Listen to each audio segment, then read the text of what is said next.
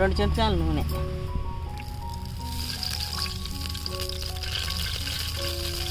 నూనె వేడెక్కినాక పచ్చిమిరపకాయలు, ఉల్లిగడ్డలు,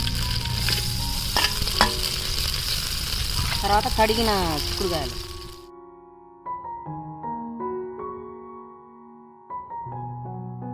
మంచిగా ఒలిచి కడిగిన చిక్కుడుకాయలు ఇట్లా కొంచెం అవి బాగానే చిక్కుడుకాయలు వేసుకోవాలి.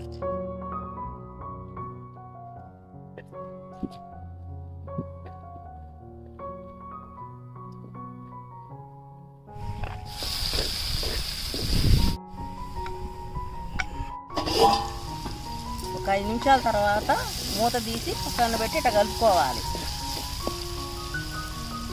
ఇప్పుడు మూత పెట్టుకోవాలి.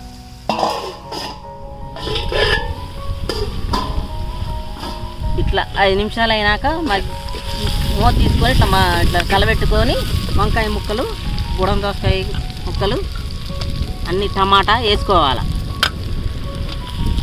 వేసుకొని నూరిన అల్లం పేస్ట్ వేసుకోవాలి. ఇందులోనే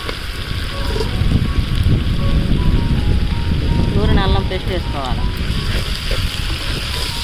దీంట్లో కొంచెం ఇప్పుడు ఉప్పు వేసుకోవాలి. కొంచెం మనకి అల్లం పేస్ట్ రోట్లో నూరితేనే మంచి టేస్ట్ వస్తుంది, రుచి వస్తుంది. కొంచెం ఉప్పు వేసుకున్నాం, పసుపు వేసుకోవాలి. కొంచెం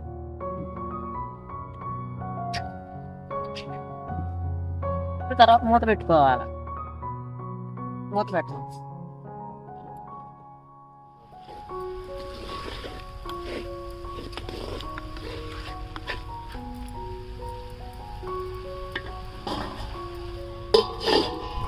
ఇట్లా మూత తీసుకున్నాక ఇట్లా కలబెట్టుకొని దగ్గరకు వచ్చినాక ఇట్లా ఒక చెంచా కారం వేసుకోవాలి. ఇట్లా ఒక చెంచా కారం వేసుకోవాలి. కారం వేసుకొని కొత్తిమీర, పుదీనా, మెంతికూర, ఇట్లా కొత్తిమీర, పుదీనా, మెంతికూర కలిపి వేసుకోవాలి.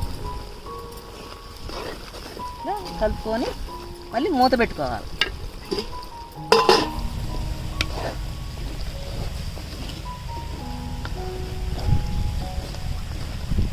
ఇట్లా మంచిగా కారం కలిసేటట్టుగా కలుపుకోవాలి. 2 నిమిషాల తర్వాత ఇట్లా కలుపుకొని ఒక సన్నటి సగం మీద ఒక 10 నిమిషాలు ఉంచుకోండి.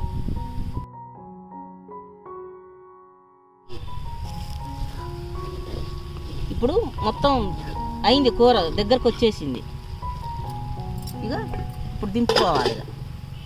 ఫ్రెండ్స్, ఈ కూర ఇప్పుడు దగ్గరకు అయిపోయింది. ఇప్పుడు ఇది దించుకొని వేడివేడి అన్నంలో వేసుకొని తింటే ఎంత కమ్మగా ఉంటుందో చూడండి.